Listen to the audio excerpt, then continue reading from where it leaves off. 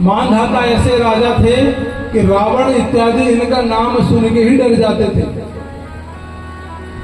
इनका जन्म बड़ा विचित्र हुआ। मनु महाराज के जो पुत्र थे युवनाश,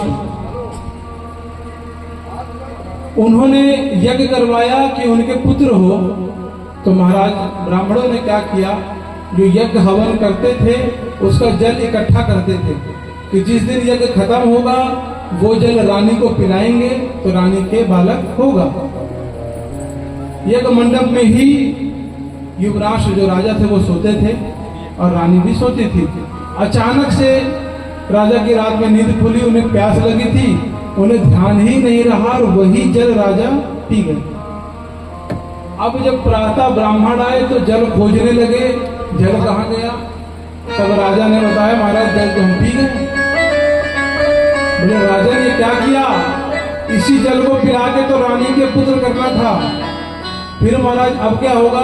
बोले अब तो हमें पता नहीं, लेकिन हमारे मंत्र काम जरूर करेंगे। मतलब अब तेरे ही बेटा होगा। बोले ये कैसे होगा? बोला ये हमें भी नहीं पता, लेकिन बेटा तो तेरे ही होगा।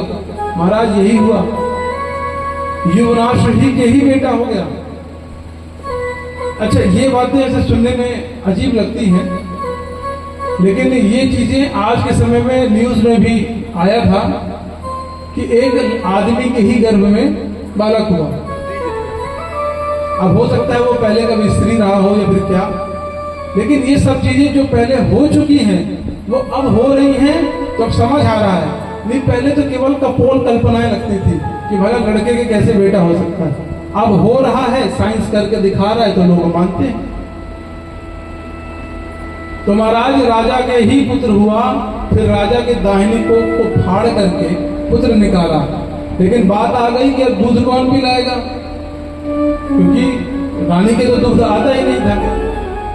तब इंद्र आए और इंद्र ने अपनी कनिष्ठ का उंगली बालक के मुख में डाल दी और नाम दिया मानधाता। मत रो, वही मानधाता हुए। इतने प्रतापी हुए महाराज कि रावण जैसा उनके नाम से डरता था। ऐसे प्रतापी राजा मानधाता। इन्हीं मानधाता की 50 पुत्री हुई। तो सौभरी मुनि यमुना जी के जल में 10,000 वर्ष की तपस्या कर चुके थे। एक बार क्या देखा कि जो मछली होती है उसका जो पुरुष होता है मछली में, वो और स्त्री मछली दोनों विहार कर रहे थे। सौभरी मुनि को लगा बताओ ये जीव भी स्त्री सुख और पुरुष सुख पा रहे हैं, हम यहाँ राख लपेटे बैठे हैं, हम भी सुख भोगेंगे। सौभरी मुनि चल दिए। कहाँ जाए? मानधाता के पास पहुंचे। मानधाता ने देखा मुनि आए हैं, प्रणाम किया। महाराज आने का कारण? बोला राजन विवाह करना है। अब शरीर बूढ़ा हो चुका था, न देखने के न सुनने के। अच्छा महाराज, लेकिन जानते थे तपस्वी ऋषि हैं, टेढ़ा बोलेंगे तो श्राप दे देंगे। बोले महाराज हम क्या कर सकते हैं? बोला ऐसा करो, तुम अपनी पुत्रियों को बुलाओ, हमें सबसे विवाह करना, जिससे हमें करना वो कर लेंगे।